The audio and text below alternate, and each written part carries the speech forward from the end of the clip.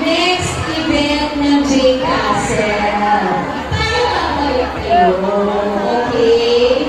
Pero tonight, nandito tayo ngayon para buksan natin itong magandang Christmas tree. At may iba pang surprises. Si Jay. Tama, Jay? Yes.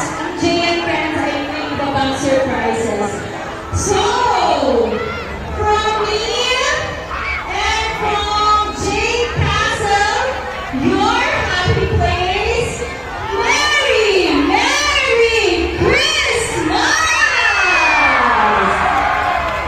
Thank you so much. And I believe that Miss Mama and Jay and friends are now ready. So let's all position ourselves here.